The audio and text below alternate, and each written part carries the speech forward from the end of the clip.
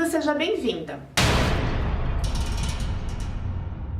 Nesse vídeo eu vou explorar tanto algumas ações que previnem a violência quando ela é cometida por estranhos, que é um número menor de acontecimentos por estranhos. O mais comum entre os abusadores, entre as crianças que sofrem abuso, é que elas sofram a violência por pessoas muito próximas a elas. E justamente essa é a maior deficiência que a gente tem em termos de preparação das crianças. A gente prepara bem as crianças, ou mais ou menos bem as crianças, para o abusador desconhecido. Mas a gente não sabe como ensinar a criança a se proteger, a pedir ajuda quando é alguém que ela conhece, em quem ela confia. Então, vamos descomplicar?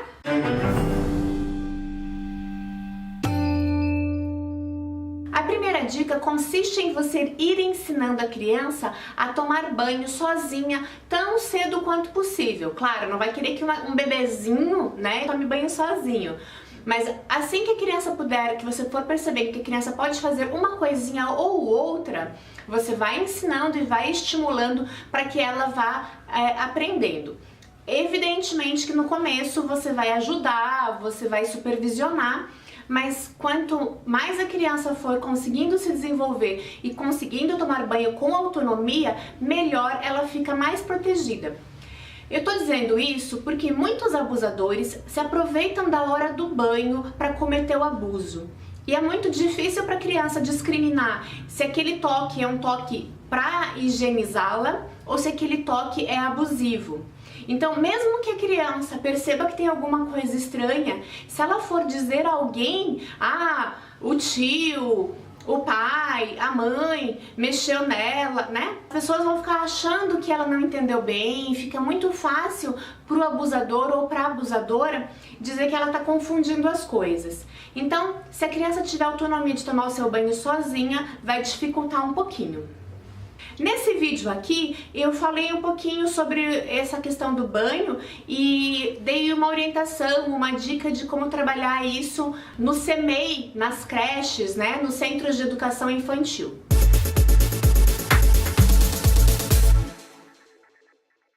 A segunda estratégia consiste em ensinar a criança a decorar pelo menos 2 telefones de familiares, de pessoas de confiança, a quem ela possa recorrer no caso de algum imprevisto. Por exemplo, quem vai buscá-la normalmente na escola nesse dia não aparece. Ou ela está em casa com alguém, essa pessoa passa mal, ela precisa ligar, chamar uma outra pessoa para vir atendê-la. Então são situações do dia a dia corriqueiras, mas que algum adulto pode se aproveitar dessa questão para poder levar a criança, dizer que vai levar a criança para se encontrar com os pais, qualquer situação assim que coloque a criança em risco.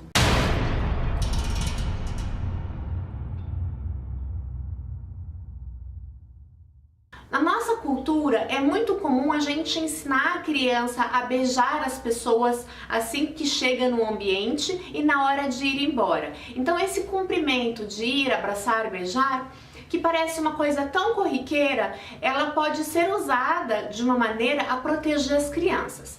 Você pode ensinar a criança a beijar apenas as pessoas que ela sentir vontade, quem ela quiser. Mas aí podem ficar achando que meu filho é mal educado. É melhor que seu filho seja visto como mal educado do que seja uma vítima fácil para abusadores. Veja só, se você força a criança a beijar alguém que ela não quer, abraçar alguém que ela não quer, alguém com quem ela não tem afinidade, você está dizendo para ela que ela não tem controle sobre o corpo dela. Você está ensinando a criança a ser submissa. Quando a criança aprende a respeitar as vontades dela e a fazer com que os outros respeitem também, fica mais fácil para ela dizer não quando alguém vier a fazer alguma coisa que ela não queira. Uma estratégia interessante para que você não fique constrangido quando a criança não quer cumprimentar alguém da família é que, em vez de ela cumprimentar dando beijo ou dando abraço, que ela cumprimente usando algum cumprimento de mão, que apenas vai tocar a mão, alguma coisa assim, que ela se sinta mais confortável. Vocês podem podem criar isso, podem criar uma forma de cumprimentar usando as mãos, mas não forcem crianças e adolescentes a beijar e abraçar alguém que eles não queiram. A gente precisa ser muito coerente com o que a gente faz e com o que a gente propõe. Não adianta você dizer, olha, não deixa ninguém mexer em você, ninguém mexer nas suas partes íntimas, se você diz pra criança, obriga e faz uma cena, se ela não quiser abraçar alguém que ela não gosta por qualquer razão, ou se naquele dia simplesmente ela não quer abraçar aquela pessoa. E para introduzir esse assunto de uma forma tranquila, é importante você falar sobre as pessoas que você gosta de abraçar, de tocar, de estar perto, né, de dar carinho. E aí, conversando com a criança de quais são essas pessoas que ela também gosta de abraçar, de beijar. E aí perguntar quais são as pessoas que ela não gosta, o que faz ela não gostar. Por exemplo, uma criança que não gosta de beijar um tio porque ele fuma muito e tem um cheiro forte de cigarro. A criança é obrigada a abraçar e beijar? Algumas situações, o adulto é muito gentil com a criança na frente dos pais, mas quando os pais não estão presentes, o adulto trata mal a criança e você vai obrigá-la a abraçar e beijar esse adulto? Confia na criança, se ela não quer, se ela não tem vontade. E se a criança se recusar a abraçar, a beijar, se você percebe que a criança fica desconfortável na presença de um adulto, é legal conversar com ela, não cobrando, mas assim, querendo entender por que não abraçar essa pessoa, por que não beijar essa pessoa. No começo, a criança vai te testar, ela vai recusar o teu beijo, o teu abraço, ela vai recusar o contato físico com pessoas que são importantes para você, porque ela vai investigar se realmente o que você falou tá valendo. E é importante que você sustente essa decisão de que ela só vai tocar quem ela quiser.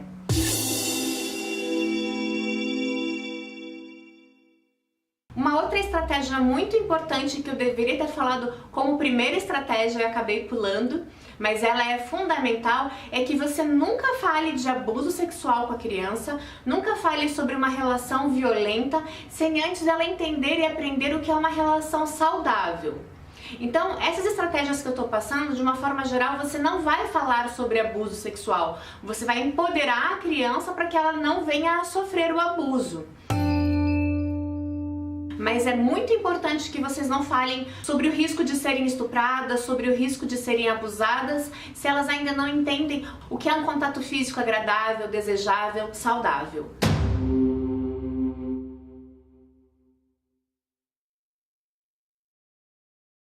Sempre que você for deixar a criança aos cuidados de alguém, mesmo que esse alguém seja da sua inteira confiança, é muito importante depois você perguntar para a criança como é que foi, o que eles fizeram, o que a criança mais gostou de fazer, o que ela não gostou, se houve alguma coisa que a chateou. Isso não como um inquérito policial, mas como um bate-papo. Vão conversando, brincando e vai puxando essas informações, porque o número de pessoas que abusaram de crianças e essas pessoas eram de muita confiança da família é muito grande. Eu tive muitos pacientes que sofreram abuso justamente por pessoas que eram da confiança da família, seja um tio, um vizinho, um amigo do trabalho do pai, a babá. Então é muito importante conversar com a criança para tentar perceber se essa criança gostou de estar com esse adulto ou não, tentar investigar como é que as coisas caminharam. Às vezes, a criança, quando ela é aliciada a sofrer um abuso, ela não sabe, ela não percebe que está sendo agredida, violentada. O abusador usa estratégias que fazem com que essa atividade seja até prazerosa num primeiro momento. Mesmo assim, a criança sente um desconforto, ela tem uma intuição de que alguma coisa não está bem legal, ainda que ela não identifique a ação como um abuso. Então, se você abre um espaço para falar abertamente sobre o que aconteceu entre eles, fica mais fácil de você identificar se teve alguma coisa estranha ou não.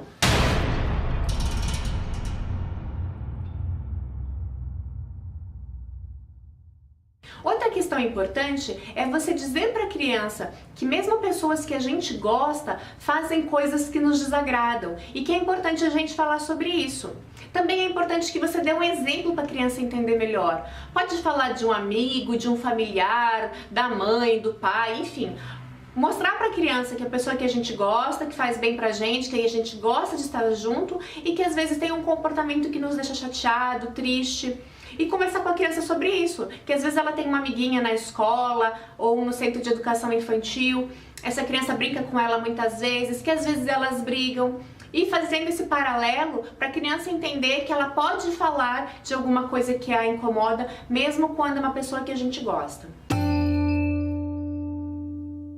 Uma outra dica bem legal e que eu vi pelo Facebook foi de uma mulher que ensinou que quando ela está brincando com o filho, brincando de cócegas, que é uma coisa que ele gosta bastante, assim que ele pede para parar, ela para e diz para ele, pergunta para ele se ele sabe o motivo pelo qual ela parou. E aí ela explica, reforça sempre a ideia de que ela parou porque o corpo é dele e a gente tem que respeitar o corpo das pessoas. Especialmente no caso dela, ela tem que respeitar por ela ser maior e mais forte que ele.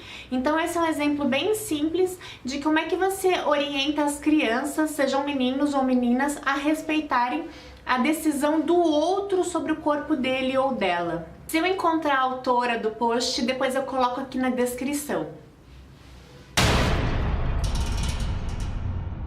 Uma outra questão importante é pedir para a criança sempre te avisar quando ela for brincar com alguém, quando ela não for estar próxima a você.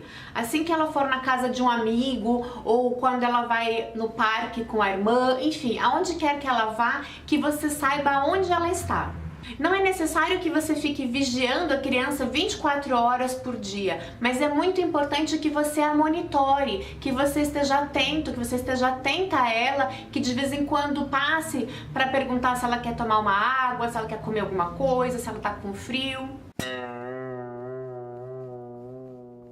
Alguns abusadores começam a ganhar a confiança da criança e o silêncio da criança com presentes.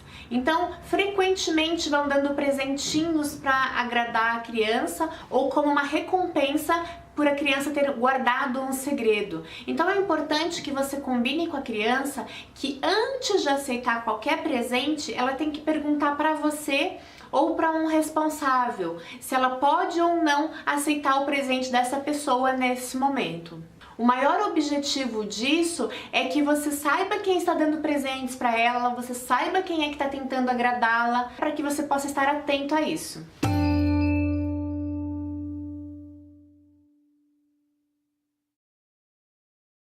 Uma outra questão que parece óbvia pra gente, mas que a gente esquece de orientar as crianças, é que elas não têm que obedecer todas as pessoas adultas. Na minha infância era muito comum ouvir assim, obedeça o adulto, obedeça o mais velho.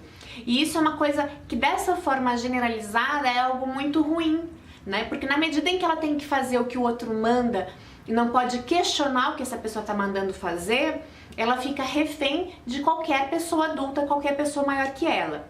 Então, para evitar isso, você tem que ensinar as crianças a respeitarem os adultos, sim, mas não fazerem coisas que elas sabem que são erradas. Por exemplo, se uma criança mais velha diz para a criança xingar uma outra criança, teu filho, tua filha, as crianças com quem vocês convivem, têm que estar capacitados a dizerem que não vão fazer isso. Esses pontos ajudam que se alguém pedir para ela, mandá-la fazer alguma coisa em relação ao próprio corpo, que ela possa dizer não, porque ela já está pronta, já treinou, já ensaiou a dizer não para as pessoas maiores, para as pessoas mais velhas, sem ter medo de ser repreendida em casa.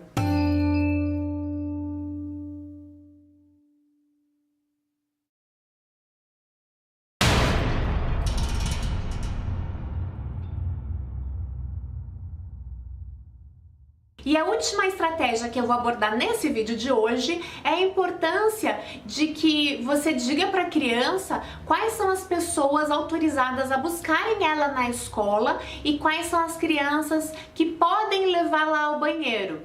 Por exemplo, imagina que você, homem, sai com a sua filha para ir a um shopping. Chegando no shopping, a criança quer fazer xixi. Você diz para ela quem pode acompanhá-la até o banheiro. Isso também se repete com pessoas da família em contextos de festas, de reuniões.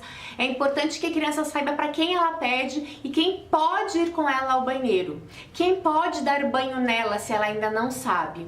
E especialmente quem pode levá-la a passear, mesmo que seja num lugar em que ela goste muito, que ela queira muito ir, que ela sempre pergunte para você, para a mãe, para a avó, enfim, para quem está cuidando dela, se ela pode ir ou não nesse lugar, nesse momento. Muitas dessas estratégias que eu mencionei são questões muito simples e a gente pensa que são muito óbvias, mas que no dia a dia a gente acaba esquecendo de verbalizar claramente para a criança, de fazer esses combinados. E esses combinados são fundamentais para a segurança dela. Eu vou esperar que vocês comentem algumas estratégias, algumas técnicas, alguns comportamentos que vocês desenvolveram, que vocês aprenderam para proteger as crianças, para a gente ir enriquecendo essas listas, ok? Então espero vocês, espero os comentários de vocês. Se algum de vocês já passou por alguma situação de abuso e percebeu alguma falha das pessoas que cuidavam disso, vocês têm alguma ideia do que poderia ser feito para que isso não acontecesse, comenta aqui pra gente. Se você não quiser escrever no comentário, você pode usar o e-mail. O e-mail é sexualidadedescomplicada@outlook.com. Então, espero a participação de vocês, um abraço e até o próximo vídeo.